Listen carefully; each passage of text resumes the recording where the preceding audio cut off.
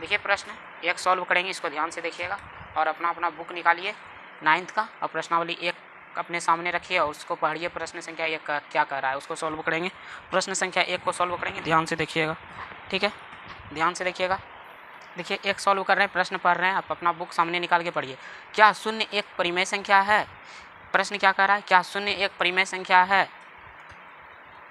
प्रश्न है आपका, प्रश्न देखिए क्या है, प्रश्न क्या है?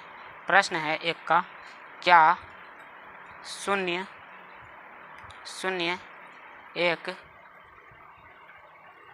एक परिमेय संख्या है? क्या इसे आप p/q के रूप में लिख सकते हैं? ठीक है,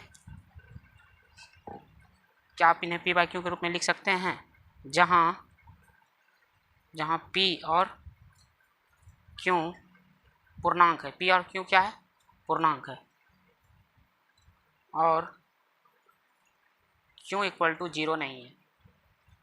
ठीक है, यही आपका प्रश्न है, इसको हम सॉल्व करते हैं बहुत ही आसान तरीका से।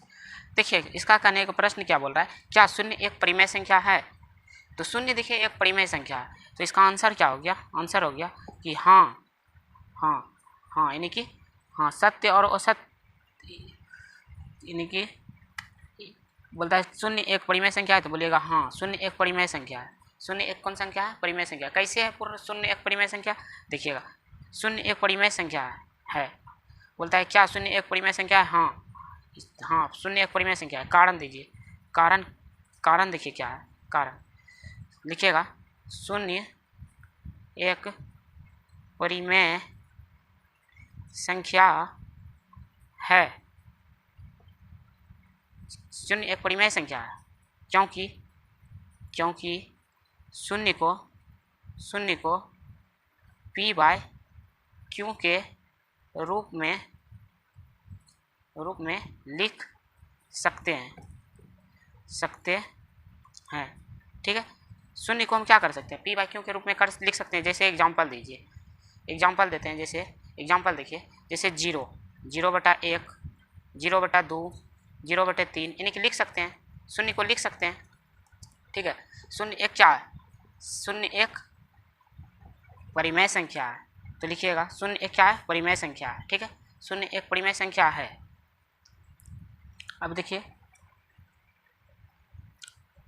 जहाँ p बराबर कितना हो जाएगा? जहाँ p बराबर हो जाएगा 0 हो गया, और q बराबर क्या हो जाएगा? q बराबर क्या हो जाएगा बच्चों? q बराबर जो हो जाएगा 1 हो जाएगा। इसीलिए यह एक यानी कि शून्य एक परिमेय संख्या है। ठीक है, बस इतना वही लिखना था आपको। खाली दिमाग में एक बात रखना है कि शून्य एक परिमेय संख्या है। काहे है शून्य एक परिमेय संख्या है? क्योंकि शून्य को p/q के रूप में लिख सकते हैं। देखिए शून्य को नहीं लिखें, p/q के रूप में लिख सकते हैं कि लिख दिए, शून्य को p/q के रूप में लिख दिए, तो इससे हम अनुमान लगा सकते हैं क्या शून्य एक क्या है? परिमेय संख्या। यही पूछ रहा था। देखिए नेक्स्ट क्वेश्चन क्या कर रहा है, इसको सॉल्व कर देते हैं।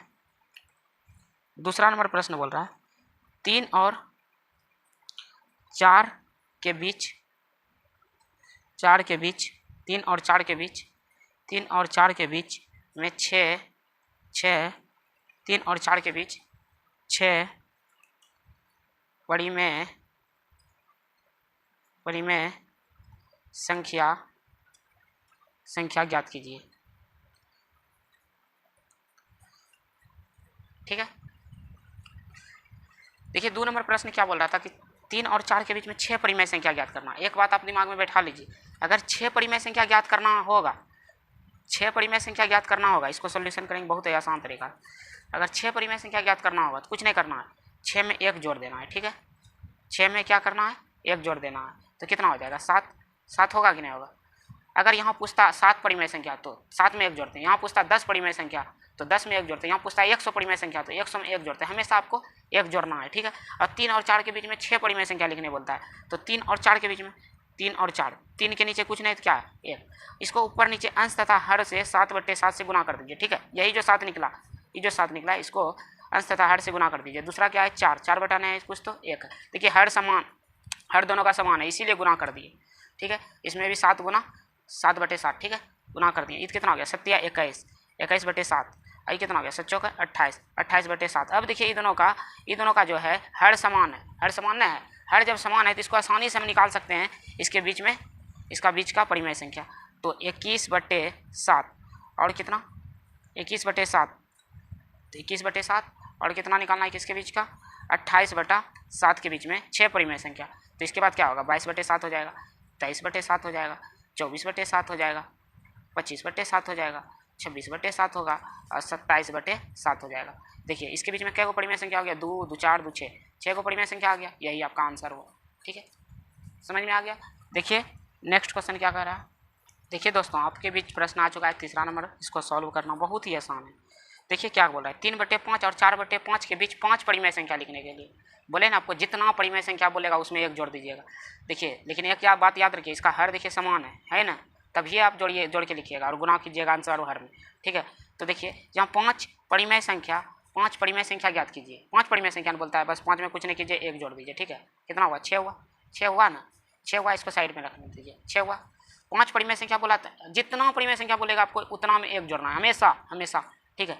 और 3 बटे कितना है 5, एगो क्या है और क्या है और एगो है 4 बटे 5, बस कुछ नहीं, अंश तथा हर में 6 से गुना कर दीजिए, 6 ना है तो 6 से गुना कर दीजिए, इसमें भी 6 से गुना कर दीजिए। काहे किए 6 से गुना, काहे कि मेरा हर बराबर करने के लिए किए, काहे किए हर, देखिए 6 पंचे 30 ही भी हो जाएगा, 6 पंचे 30 हर बराबर करने के लिए। तो छतिया कितना हो गया 18, छतिया 18, 6 पंचे 30, 6 पंचे 30 और कितना हो गया 6 चौके 24 और 6 पंचे 30।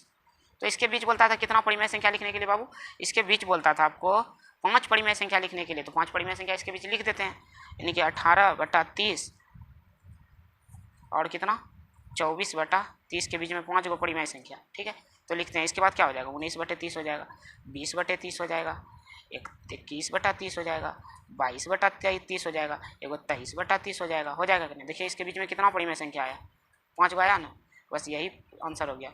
19 बटे 30, 20 बटा 30 और 21 बटा 30 और 22 बटा 30 अगर और 23 बटा 30, ठीक है। यही 5 को परिमेय संख्या आपका आंसर हुआ, बहुत ही आसान है। देखिए नेक्स्ट प्रश्न क्या बोलता है, जितना बोलेगा आपको परिमेय संख्या, बोलेगा 10,000 परिमेय संख्या ज्ञात कीजिए, तो कुछ नहीं करना है, 10,000 में 1 जोड़ देना है। बोलेगा 4 परिमेय संख्या ज्ञात करना है, तो 4 में 1 जोड़ दीजिएगा, 5 होगा, 5 में ऊपर नीचे अंश तथा हर से गुना कर दीजिएगा, ठीक है। तो आपका हर बराबर हो जाएगा, तो मस्त बढ़िया से आप निकाल सकते हैं। लेकिन याद रखिएगा जिसका हर समान हो, देखिए ये 3 बटे 5 है, ये भी 4 बटे 5 है ना 3 बटे 5, ये देखिए ये 3 बटे 5 है, ये 4 बटे 5 है, हर देखिए दोनों का समान है ना, तब हम ऐसा किए तो जल्दी हो गया, ठीक है। देखिए नेक्स्ट क्वेश्चन क्या बोलता है, चौथा नंबर प्रश्न देखिए क्या बोल रहा है। चौथा नंबर प्रश्न को सॉल्व करते हैं, ध्यान से देखिएगा।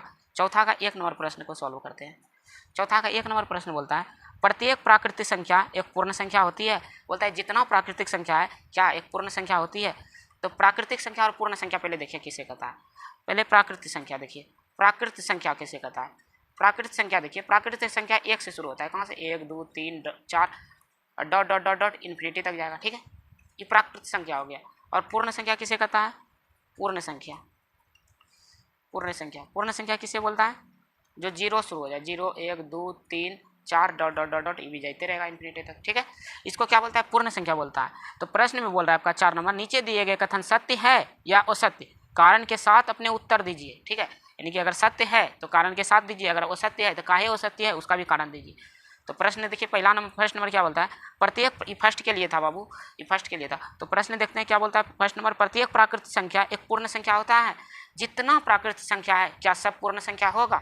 देखिए जितना प्राकृतिक संख्या है, जितना प्राकृतिक संख्या है, देखिए जितना प्राकृतिक संख्या है सब पूर्ण संख्या में आ रहा है। देखिए नहीं आ रहा है, 1 2 3 4 प्राकृतिक संख्या है, ये पूर्ण संख्या में भी आ रहा है, 1 2 3 4 आ गया ना। इसमें जितना प्राकृतिक संख्या आएगा सब पूर्ण संख्या में आ जाएगा कि नहीं। इसका प्रश्न बोलता है प्रत्येक प्राकृतिक संख्या एक पूर्ण संख्या होती है, हाँ। तो लिखिएगा सत्य, यानी कि ये बोलता है सही, सत्य बोल रहा है, सत्य हुआ। कारण इसका भी बोलता है कारण दीजिए, तो कारण इसका क्या होगा तो पता है आपको, कारण होगा, देखिए कारण इसका क्या होगा, प्रत्येक प्राकृतिक संख्या एक पूर्ण संख्या होती है, हाँ। क्या है कि जितना प्राकृत संख्या था सब क्या है, पूर्ण संख्या में आ गया। तो इसका कारण हो गया सभी, लिखिएगा सभी प्राकृत संख्या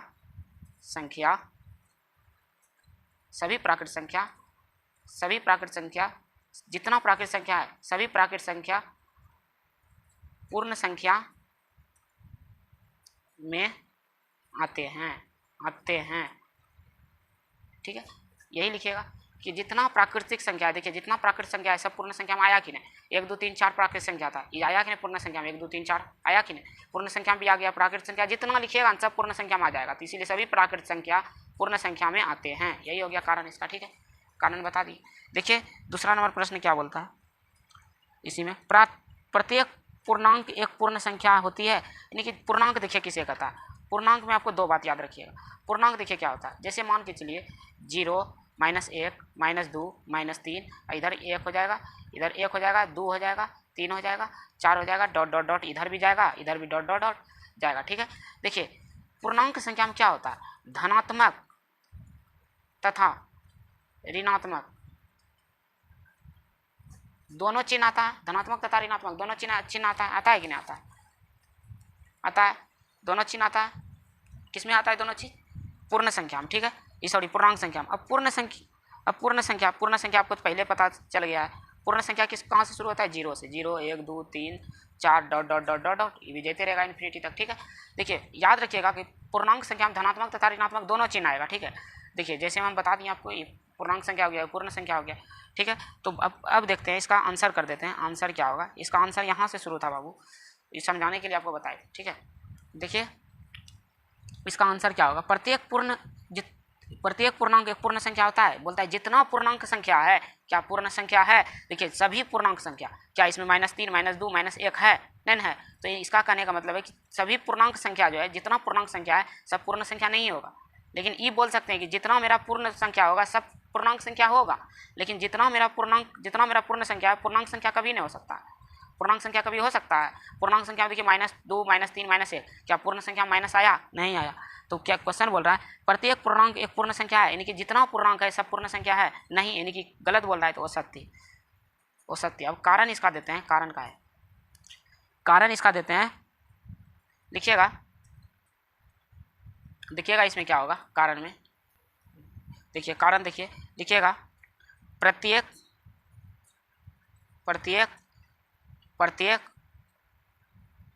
पूर्णांक संख्या पूर्णांक संख्या पूर्ण संख्या नहीं होगा, क्योंकि पूर्णांक संख्या में धनात्मक तथा ऋणात्मक दोनों आते हैं, लेकिन पूर्ण संख्या में ऋणात्मक नहीं आते हैं। ठीक है, इतना भाषण लिख देना है। ठीक है, समझ में आ गया? आपको समझाने के लिए हमको इतना लंबा प्रोसेस करना पड़ा। देखिएगा एक लास्ट क्वेश्चन बचा है। देखिए प्रश्न आ चुका है आपके सामने, इसको सॉल्व करेंगे। ये लास्ट प्रश्न है। इसका प्रश्न देखिए क्या बोल रहा है, प्रत्येक परिमेय संख्या, यानी कि परिमेय संख्या। देखिए परिमेय संख्या कहता है किसको? पहले हम आपको बड़ी बारीकी समझाते हैं, याद रखिएगा। परिमेय संख्या देखिए जिसका बट्टा हो, जैसे 1/2 1/3 1/4 2/5, ये सब क्या हुआ? ये सब हुआ परिमेय संख्या। क्या हुआ? परिमेय संख्या, जो बट्टा में हो। अब पूर्ण संख्या तो आपको पता है, पूर्ण संख्या क्या होगा बाबू? पूर्ण संख्या होगा 0 1 2 3 4 dot dot dot dot dot infinity तक, होगा कि नहीं? ये पूर्ण संख्या हुआ।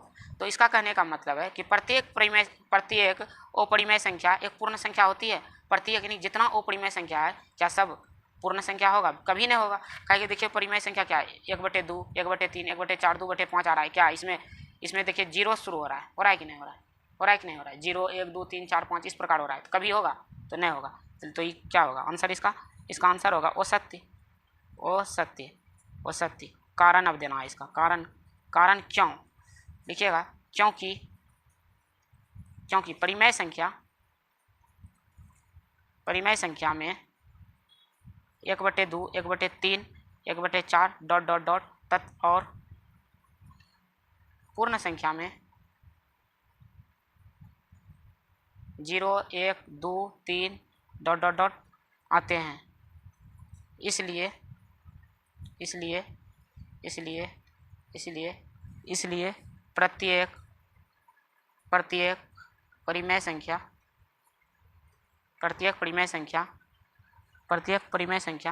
एक पूर्ण संख्या नहीं होगी। ठीक है, आप लोग को समझ में आ गया होगा। अगर समझ में आ गया होगा तो वीडियो को लाइक, चैनल से सब्सक्राइब, और मिलते हैं आप लोग से नेक्स्ट वीडियो में। तब तक के लिए बाय बाय।